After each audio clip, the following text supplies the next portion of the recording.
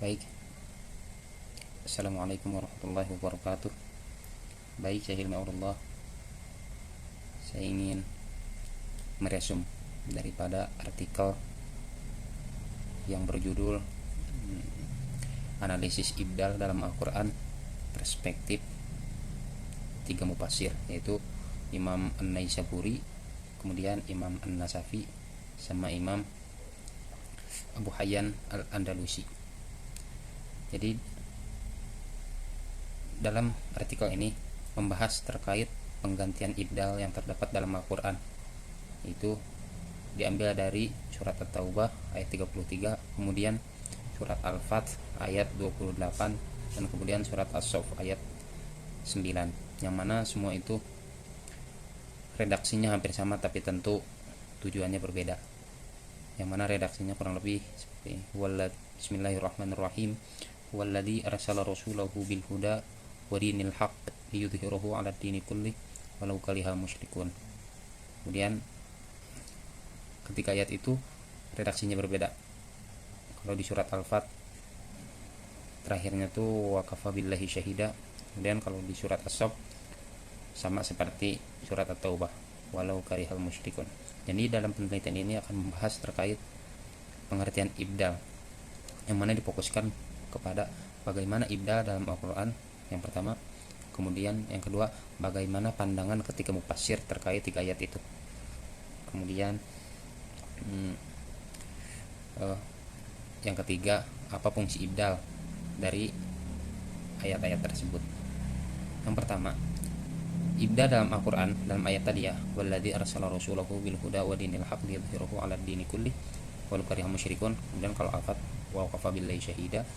Kemudian yang As-Saff itu sama seperti At-Taubah. Tentu tujuannya berbeda karena setiap ayat diturunkan dalam konteks yang berbeda, sebab nujunya berbeda. Yang pertama, ibdal dalam Al-Quran itu merupakan ayat-ayat Al-Quran yang mana memiliki kemiripan, kesamaan, baik itu dari segi kata maupun kalimat ataupun huruf. Jenisnya minimal ada tiga, yaitu ibdal dengan mengganti kata tunggal menjadi kata jamak, kemudian ibdal summa dengan pa, kemudian ibdal pada kalimat. Nah, kemudian yang kedua, pandangan ketiga mufasir. Jadi penafsiran ketiga mufasir ini dalam mengenai orang-orang musyrik dalam ketiga ayat tersebut memiliki ciri-ciri, antara lain mereka orang musyrik itu menyembah selain Allah, yaitu orang-orang Quraisy. Ya, mereka itu orang-orang Quraisy, Yahudi dan Nasrani. Ciri-cirinya memiliki jiwa yang kotor, kemudian membenci menjualnya agama Islam.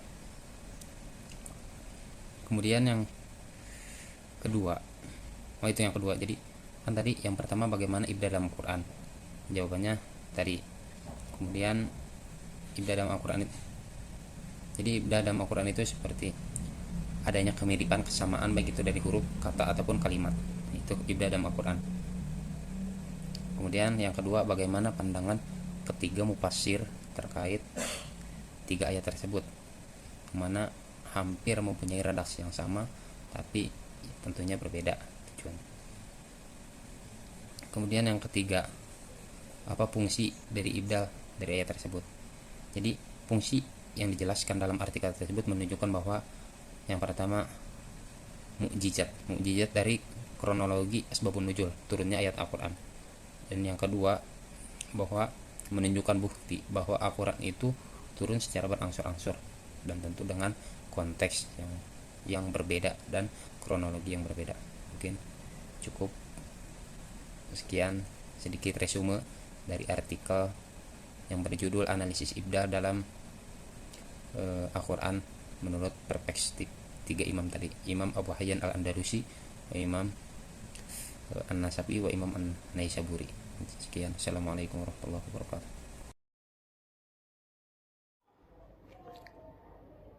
Assalamualaikum warahmatullahi wabarakatuh. Saya Diki Safrianto dari kelas 4A, NIM 11230600000135. Saya akan menjelaskan sedikit tentang artikel analisis ibdal berdasarkan penafsiran Abu Hayyan Al-Andalusi, An-Naisaburi, dan An-Nasafi.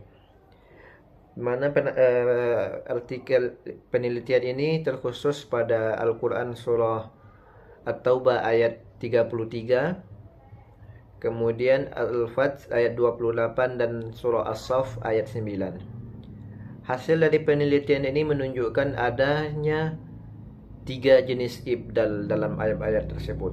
Yang pertama yakni ibdal kata ganti tunggal dengan jamak.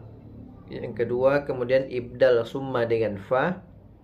Dan yang terakhir adalah ibdal pada kalimat. Ketiga ulama ini memiliki pandangan yang sama, yang relatif sama tentang makna orang-orang musyrik dalam tiga ayat tersebut, yaitu mereka yang menyembah selain Allah, memiliki hati yang kotor, dan membenci penyebaran Islam. Walaupun memiliki perbedaan atau sedikit perbedaan dalam penafsiran, tetapi persamaan tersebut menunjukkan kesesuaian pemahaman ketiga ulama ini dalam pemahaman ayat-ayat tersebut. Perbedaan redaksi dalam ayat-ayat tersebut menunjukkan variasi dan dalam penekanan dan konteks masing-masing ayat. Kesimpulannya adalah ibdal dalam Al-Quran bukanlah sekedar pengulangan redaksi semata, melainkan memiliki fungsi yang lebih dalam. Perbedaan redaksi yang disengaja ini menunjukkan kemukjizatan Al-Quran yang diturunkan secara bertahap dengan konteks dan penekanan yang berbeda. Dari penelitian ini kita juga bisa menggarisbawahi kedalaman dan kompleksitas bahasa Al-Quran melalui analisis ibdal dan perbedaan konteks penafsiran, tetapi tetap berkesesuaian.